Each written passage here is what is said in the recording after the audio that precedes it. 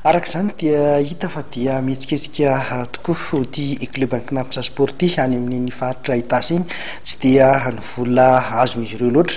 fa dia nizarainy amin'ireo section izany ny vola azony tamin'ny faninanana mba entina indrindra ampandrosorana izay baolina kitra any amin'ny faritra izay. Resaka mpilalao malagasy tsika izay nirana vinahitra tatsimon'ny La Réunion niverina teto Madagasikara ary iverina any La Réunion indray. Tsy izay izany fa ilantora be mbola izy dia fantatra fa dia iverina ilalao amin'ny USST ny USS Tamponnaizy indray izany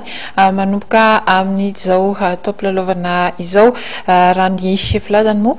dia milaza ireo tompon'andraikitra anatin'ity club Aviatr'i La Réunion ity fa dia mila azy ary izay no nahatonga izy ireo naka izay fanapakevitra izay. Ila tokotra ny sita tamin'ny teo misehatra baolina kitra teto toerana zany tamin'ny 2011 nanao championnat-ny La Réunion dia miverina teto toerana dia efa nisy équipe saika anovana fa nisy fotoana tsy naharaikitra ny fanarahana dia voatery tsy maintsy nanao entraînement samirery ihany ny tenako ary amin'izao fotoana izao dia tonga teto mihitsy le président sy le entraîneur ny USST dia ny fanaraka indray zay dia iverina ho any indray satria tao anatin'izay fotoana tsy nahatongavako tany zay dia mariako aloha fa tsy hisy kopy azon'izy ireo nefa tamin'izany fotoana zany izay nahazo kopy anankiroa dia mety mahatsapy izy hoe mety ho banga angamba le toerana ka izay ny antony tena nahatongavany taty resaka tamiko mivantana dia amin'ity taona ity mieritreritra haka mihoatra n'izay nahazo mety amin'ny taon-dasa zay koa izay.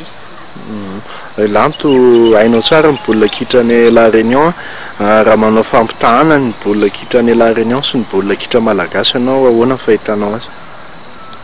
Le izy moa zany resaka tenenina foana hoe ny gasy mahay baolina noho ny any La Réunion sy ny aty amin'ny Océan Indien zany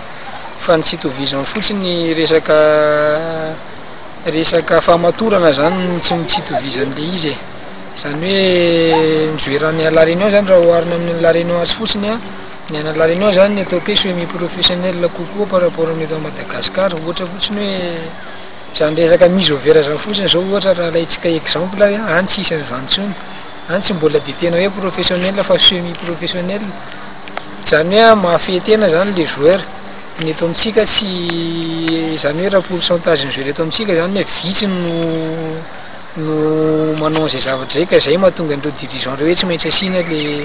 mise au vert amiko zany le tsy tokony ho asiana fa solution no tokony ho jerena hoe ahoana tsy hanasiana an'izay zavatra zay dia tonga ho azy ny professionnalisme ao anatin'le joueur tsirairay avy. Roviny lanto no mety andeha dia tonga dia ilalao eo anatin'ny fifaninanana ny La Réunion. Za zany tonga dia milalao foana ohatran'ny nanaovako tamin'ny tany amin'ny roa taona lasa moa zany zay dia mety amin'ny faran'ny ty volana ty mandeha na voalohan'ny volana février arakaraka ny fahavitany taratasy ihany.